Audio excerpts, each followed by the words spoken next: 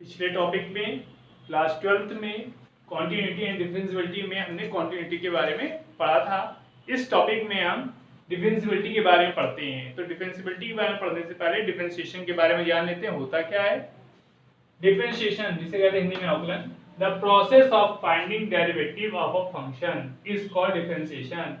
किसी फलन का अवकलन ज्ञात करने की प्रक्रिया को अवकलन कहते हैं। कोई फंक्शन है, उसके डेरिवेटिव को फाइंड करने का जो प्रोसेस होता है वो हमारा क्या कहलाता है, डिफरेंशिएशन। तो इस डिफरेंशिएशन में हमें बहुत से फॉर्मूले भी यूज करते हैं, जिनके बारे में हमने फर्स्ट क्लास में कई जगह पढ़ा था। अब उनके बारे में हम यहाँ भी पढ़ते हैं। तो देखिए, सबसे पहले derivative of some standard function, कुछ मानक फलनों के अवकलज।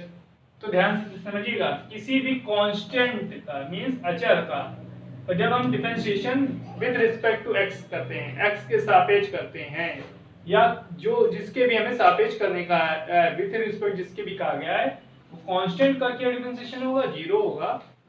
Differentiation with respect to x किसका करना है, एक्स की पावर n का। तो यहाँ पर होता है n x की पावर n-1। ठीक। दूसरा है, अगर किसी कांस्टेंट टर्म का multiply x to the power n में कर दें, मींस किसी कांस्टेंट टर्म का मल्टीप्लाई किसी वेरिएबल में कर दें और उस वेरिएबल का x के रिस्पेक्ट में डिफरेंशिएशन करना हो, तो कांस्टेंट टर्म को हम हटा देते हैं, मींस बाहर साइड कर लेते हैं और x to the power n का डिफरेंशिएशन करते हैं, तो आता है cn x to the power n-1। sin x का डिफरेंशिएशन cos x होता है और cos x का डिफरेंशिएशन माइनस sin x होता है।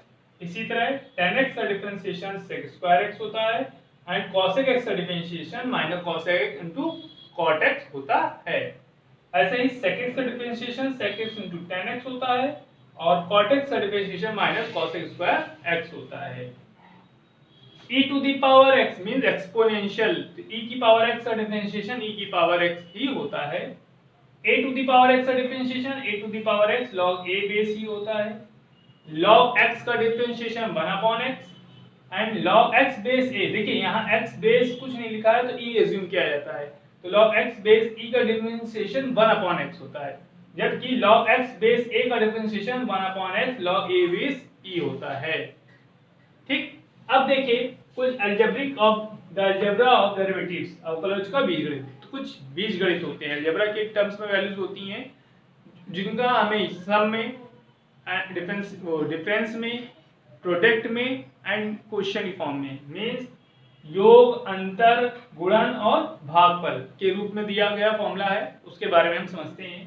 तो पहले सम एंड डिफरेंस रूल, योग और अंतर का नियम। इसमें क्या होता है, दो फंक्शन दिए गए होंगे, उनके बीच में या तो प्लस लगा होगा या माइनस लगा होगा। अगर प्लस लगा है या माइनस लिखा है तो उनको दो पार्ट में डिवाइड कर लेते हैं, मींस देखिए d/dx u plus minus b, तो हम यहाँ u को अलग किया है x के रिस्पेक्ट में डिफरेंशिएशन, प्लस माइनस b का हमने x के रिस्पेक्ट में अलग डिफरेंशिएशन किया। अगला है प्रोडक्ट और लिनियरिटी रूल। तो देखिए प्रोडक्ट जो है, जिसे हिंदी में कहते हैं गुणन नियम, दो वेरिएबल दिए गए होते हैं, दोनों का डिफरेंशिएशन पॉसिबल होता है, तो इसमें किसी एक को फर्स्ट और दूसरे को सेकंड एज्यूम करते हैं। उसमें क्या होता है, फर्स्ट जिसको माना उसको रोका, दूसरे वाले का डिफरेंशिएशन किया, प्लस दूसरे वाले को रोका, फर्स्ट वाले का डिफरेंशिएशन किया। थर्ड नियम है क्वेश्चन रूल, जिसे कहते हैं भागफल नियम। इसमें क्या होता है, दो वेरिएबल दिए होते हैं, दोनों का डिफरेंशिएशन पॉसिबल होता है और वो डिवाइड के फॉर्म में होते हैं, तो डिनोमिनेटर को रोकते हैं, मींस b को रोका d/dx u माइनस u को रोका d/dx v upon v square, means denominator को रोका, डिफरेंशिएशन किया न्यूमरेटर का, माइनस न्यूमरेटर को रोका, d/dx किसका क्या है, डिनोमिनेटर का, अपॉन डिनोमिनेटर का होल स्क्वायर। न्यूमरेटर को हिंदी में कहते हैं अंश और डिनोमिनेटर को हिंदी में कहते हैं हर। तो यहाँ पे देखिए हर d/dx अंश माइनस अंश d/dx हर बटे हर का वर्ग। इस फॉर्मूले को देख लीजिए ध्यान से, इन फॉर्मूलों को आप राइट डाउन कर लीजिए। इसके बाद के मैं फॉर्मूले आपको समझा दूं और फिर एक्सरसाइज 5.2 पढ़ते हैं।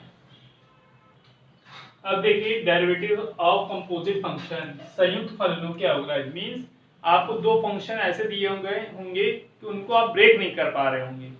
भाई आपके पास 2x लिखा है तो 2 कांस्टेंट है, x का डिफरेंशिएशन होगा। 2x + 5 लिखा है तो सम वाला जो अभी हमने पढ़ा था अलजेब्रा का वो आ जाएगा, और उसके बाद हमारे पास अब चैन रूल का आएगा। इसमें क्या होता है, दो फंक्शन एक साथ जब जुड़े होते हैं, जैसे लिखा है साइन एक्स स्क्वायर, तो साइन एक्स स्क्वायर क्या है, एंगल है साइन का, तो उसको हम अलग नहीं कर सकते, तो इसको चैन रूल के हेल्प से हम सॉल्व करते हैं।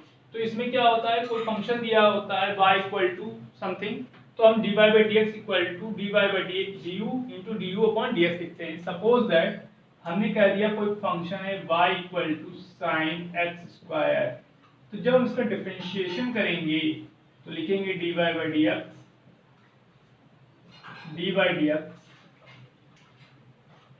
Sign x square then dy by d x हम करेंगे किसका, एक्स स्क्वायर का।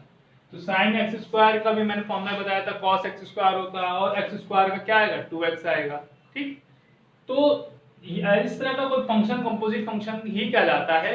और इसमें क्या कहते हैं, हम पहले फंक्शन को, पूरे फंक्शन में हमने एक्स स्क्वायर को अपने आप एज्यूम किया हुआ है, वो पूरा एक एंगल दिया है, तो मैंने इसको केवल साइन एक्स स्क्वायर पढ़ा, तो साइन एक्स स्क्वायर को हमने ऐसे लिखा, फिर into D by d x इसका किया गया, एक्स स्क्वायर का किया गया, तो हमारे पास आंसर आ जाएगा cos x square into 2x, then answer हो जाएगा 2x cos एक्स स्क्वायर। ऐसे ही हमको एक से अधिक कंपोजिट फंक्शन दिए गए होंगे एक ही उसमें, तब उनको ब्रेक करने के लिए फॉर्मूला लगेगा एक्सटेंशन ऑफ चेन रूल का, जिसमें हम क्या करते हैं, dy by d x equal to dy by d u into d u upon dv into dv upon dx। इस तरह की जो टॉपिक में हमने पढ़ा है फॉर्मूले, ये हमारे 5.2 में यूज होंगे एंड 5.3 में। तो अब हम लोग एक्सरसाइज 5.2 5.3 पढ़ते हैं।